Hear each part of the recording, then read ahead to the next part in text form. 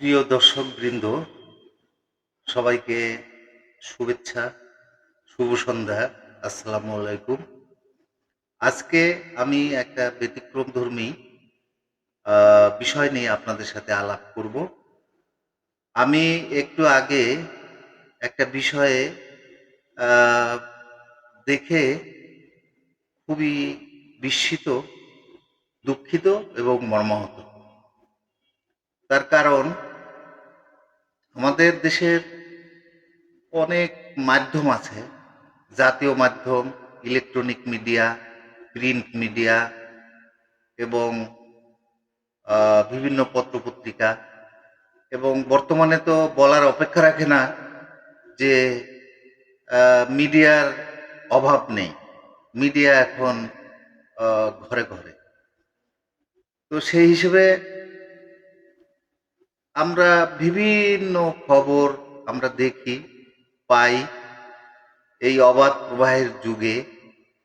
কিন্তু মিডিয়ার স্বাধীনতার মানে এই না যে সব কিছুই আমাদের দেখাতে হবে, বলতে হবে। এখানে আমার অভিজ্ঞতায় যতটুকু আসে সেটা আপনাদেরকে বলতে চাই।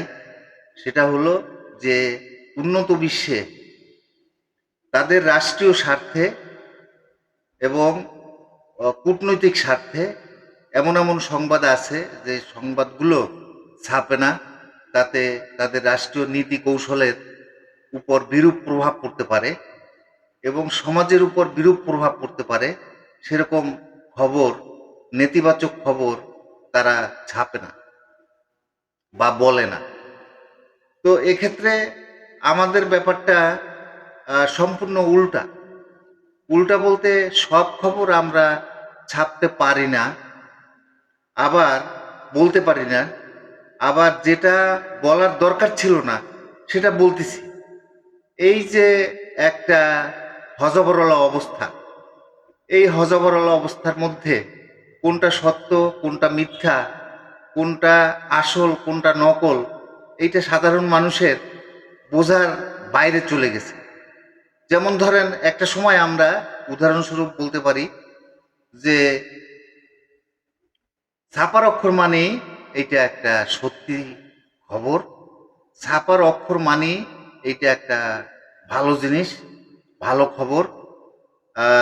টেলিভিশনে বলা মানেই সেইটা ঘটনা সবই সত্যি। এইরকম একটা মনোভাব আজকের থেকে 10, 12 বা 15 বছর আগেও ছিল। কিন্তু আসার বিষয় হলো এই যে সেটা আস্তে আস্তে আমাদের ওই ট্র্যাডিশনটা ভেঙে গেছে। মানুষ এখন আসলে বিশ্লেষণ করতে শিখেছে। মানুষ একটা সংবাদ পেলেই সেটা যাচাই করে। কিন্তু এখনো যাচাইয়ের পরিমাণ কম।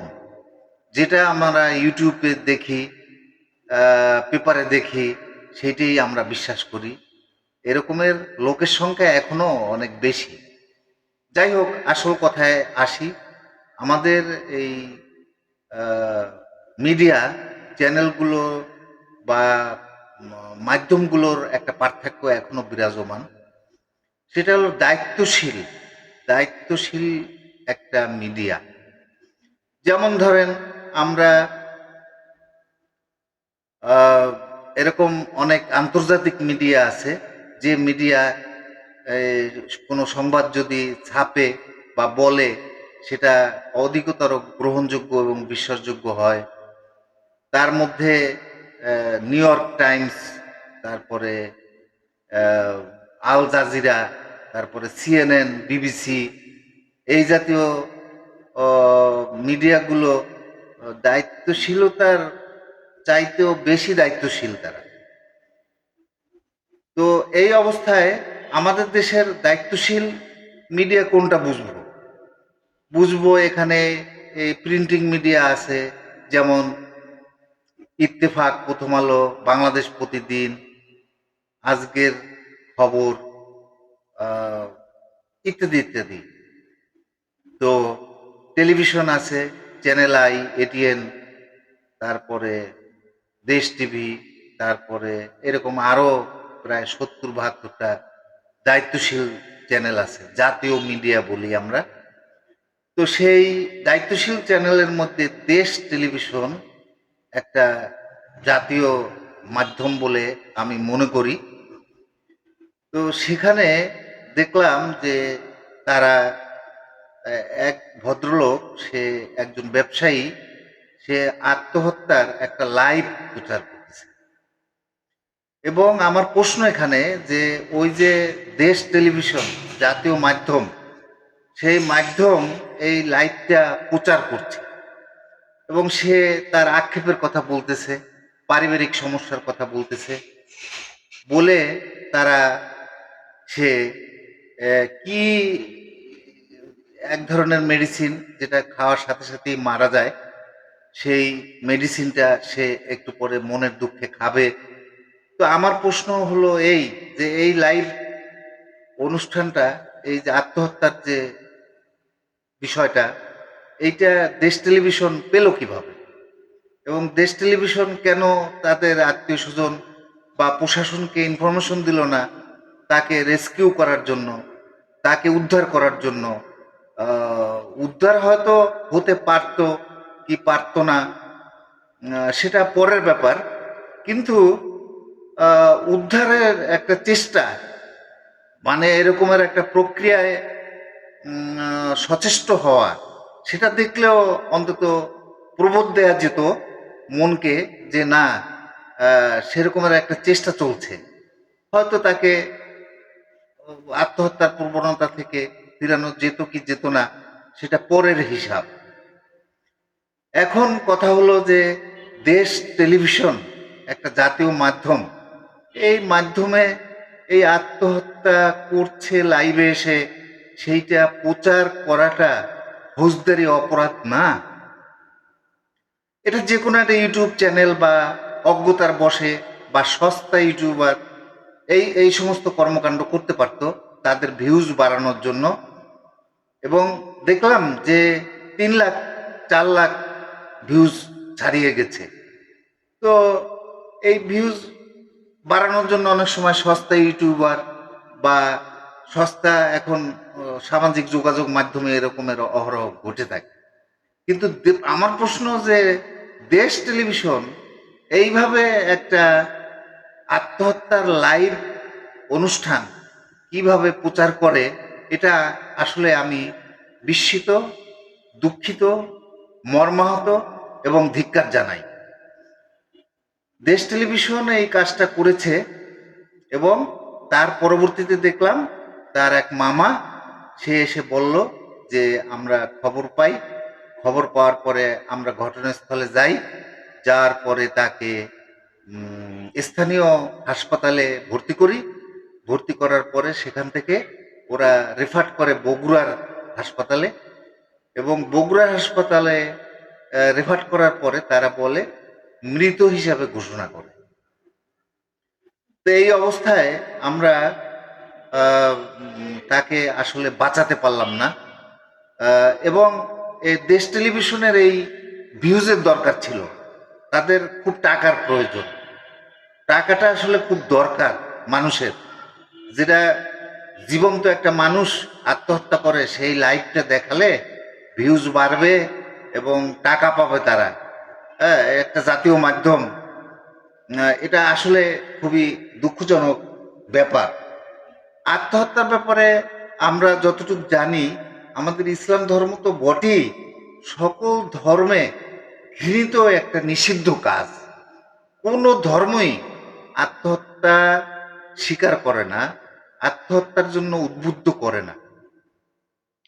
আমি জানি ইউরোপের কিছু দেশে আত্মহত্যা, স্বেচ্ছায় আত্মহত্যার একটা আইন, আমি নির্দিষ্টভাবে দেশ বলতে পারবো না, খুব সম্ভব ইউএসএ, আমেরিকা বা আশেপাশের কোনো দেশ হবে, যে স্বেচ্ছায় তারা আত্মহত্যা করতে পারবে এই মর্মে একটা আইন পাশ করার চেষ্টা করেছিল।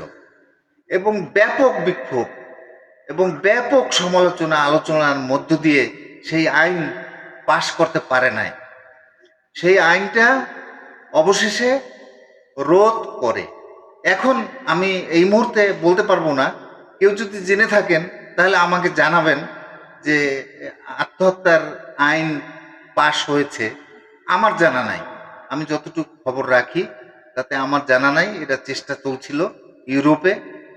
এখন আমি একটা কথা বিনীতভাবে বলতে চাই যে এক একটা দেশের এক একটা প্রথা, এক একটা ট্র্যাডিশন, এক একটা কালচার থাকে।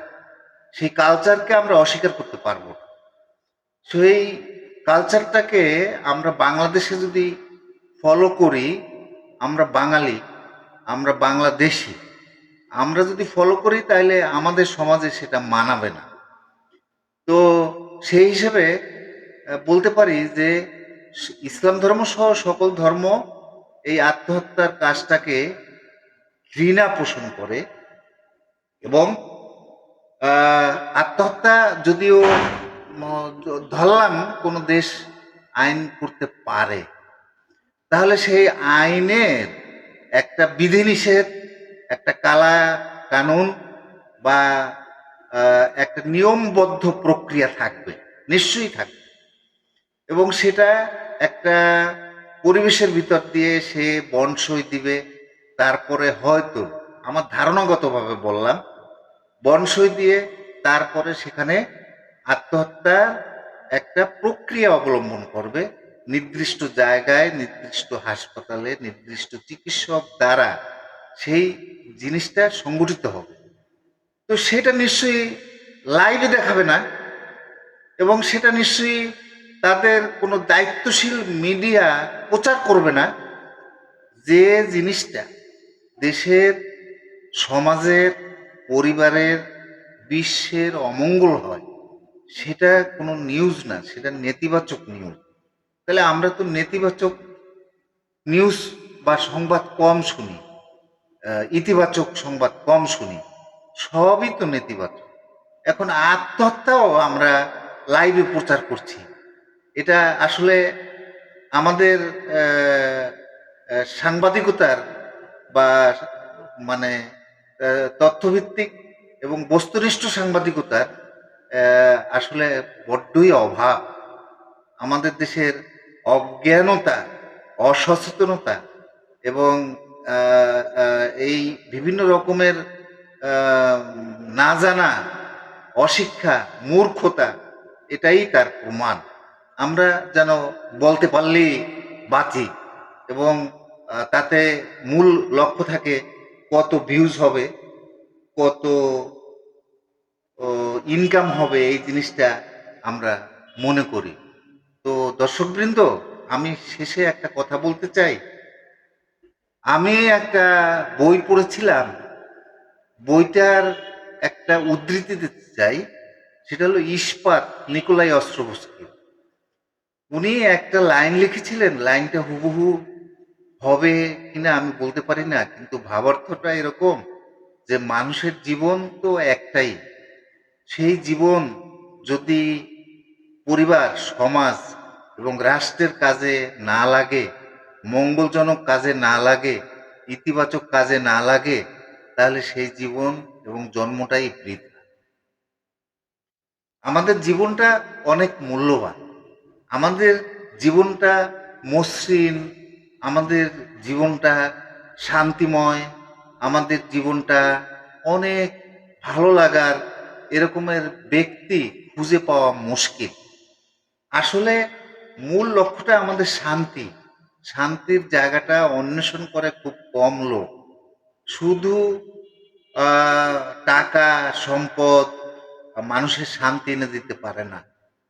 টাকা প্রয়োজন, মৌলিক চাহিদার জন্য টাকা প্রয়োজন, বেঁচে থাকার জন্য টাকা প্রয়োজন। সেই মৌলিক চাহিদা আমি উল্লেখ করি অন্ন, বস্ত্র, শিক্ষা, চিকিৎসা, বাসস্থান। আর একটা জিনিস নতুন যোগ হয়েছে নিরাপত্তা। নিরাপত্তার কারণে এই মৌলিক চাহিদা পূরণের জন্য যতটুকু প্রয়োজন ততটুকু যদি আমরা আকাঙ্ক্ষা করি, আশা করি, তাহলে কিন্তু আমাদের অশান্তি হয় না। এবং আরেকটা জিনিস পাশাপাশি বলি যে এই মৌলিক চাহিদা পূরণের পরে যদি আমরা ন্যায্যতা পাই, ন্যায্যতা পাই, ন্যায্য মজুরি পাই এবং যোগ্যতা অনুযায়ী যদি আমরা সমতার ভিত্তিতে ইনকাম করতে পারি, তাহলে কিন্তু সংকট থাকে। তো এই অবস্থায় আমার জীবনের জন্য আমার জীবনটার মালিক আমি না। আমার একটা জীবন, কিন্তু আমি তো আকাশ থেকে ছিটকে পড়ি নাই। আমার জন্মদাতা মা, জন্মদাতা বাবা, তাদের ভবিষ্যৎ আশা আকাঙ্ক্ষা পূরণের জন্য আমার যেমনি চেষ্টা করতে হবে, এবং তাদেরও আশা আছে। এবং আমার জীবনটার মালিক আমি শুধু একাই না, মহান সৃষ্টিকর্তা আমার জীবনের মালিক। তারপরে বাবা মাও আমার জীবনের উপরে অধিকার রাখে। আমার স্ত্রী, পুত্র, পরিজন, আমার পরিবার, আমার সমাজ, আমার রাষ্ট্র আমার কাছ থেকে আশা করে। বিধায় আমার জীবনটার জন্য আমি একাই মালিক না। বিধায় আমার জীবনটা নষ্ট করার জন্য, জীবনটা শেষ করে দেওয়ার জন্য আমি নিজে একা সিদ্ধান্ত নিতে পারি না। নিজে একা কখনোই সিদ্ধান্ত নিতে পারি না। এবং মানুষের জীবনে বন্ধুর পথ, লড়াই, সংগ্রাম এবং এক ধরনের চড়াই উতরাই, উত্থান পতনের মধ্য দিয়ে প্রত্যেকটা মানুষের জীবন, তাতে কোনো সন্দেহ নাই। এবং আমি যদি বলি, আমাদের সেই হজরত মুহাম্মদ সাল্লাল্লাহু আলাইহি সাল্লাম, উনি আজীবন সংগ্রাম করে গেছেন ইসলাম ধর্মকে শান্তিময় একটা ধর্ম হিসেবে প্রতিষ্ঠা করার জন্য। এবং এরকম অন্যান্য ধর্মেরও যারা ধর্মগুরু, তারা লড়াই সংগ্রাম করে গেছেন, তাদের সামগ্রিক মানবজাতির কল্যাণের জন্য সংগ্রাম করে গেছেন। তারা ক্ষুধার্ত ছিলেন, তারা কখনো থাকার জায়গা পাননি, কিন্তু তারা তো আত্মহত্যা করার চেষ্টা করেনি। জীবন তো একটাই, এই জীবনটা আর কি ফিরে পাবো আমরা? বিধায় লড়াইটাও কিন্তু এক ধরনের শান্তি, লড়াইটাও মানুষের জীবনের একটা বেঁচে থাকার অবলম্বন। আমি জানি, আমি যদি 2 দিন আপনার শুয়ে বসে থাকি, তাহলে আমি আরো অসুস্থ হয়ে পড়ি। এবং সেটা আমার মনে হয় যেন আমি না, প্রত্যেকটা কর্মমুখী মানুষ যারা আসলে কাজকে ভালোবাসে, পরিবারকে ভালোবাসে, রাষ্ট্রকে ভালোবাসে, তারা সবাই চায় কাজের মধ্য দিয়ে বেঁচে থাকতে। এবং আমার কাজের ফলাফল আমি পাবো। আমি যদি একটা কালো দিক, একটা খারাপ দিক, তাহলে আমি যদি কালো দিকে যাই, তার ফলাফলটাও আমি পাবো। খারাপ দিকে গেলেও আমি তার ফলাফল পাবো। বিধায় আত্মহত্যা একটা গর্হিত, জঘন্য, ঘৃণিত কাজ। এবং সর্বজন বিদিত একটা কথা সত্য, সেটা হলো আত্মহত্যা মহাপাপ। এই আত্মহত্যা মহাপাপ। কাজেই আমি আমার সমাজকে, আমার পরিবারকে, রাষ্ট্রকে যদি বিনির্মাণ করে দিয়ে যেতে না পারলাম, তাহলে সেই জীবনটা তো বৃথা। আমি হয়তো অভিমান নিয়ে, হয়তো কষ্ট নিয়ে আমি আত্মহত্যা করব, আমি মনে করি এটা একটা মারাত্মক রোগের সমতুল্য। বিধায় আমরা লড়াই করব, আমরা সংগ্রাম করব, আমরা ভালো থাকার চেষ্টা করব। এবং আমি আবারও সবাইকে অনুরোধ করব, যে সংবাদটা, যে খবরটা নেতিবাচক হয়, সেই খবর সমাজে বিরূপ প্রতিক্রিয়া হয়, সেই সংবাদটা আমরা প্রচার না করি।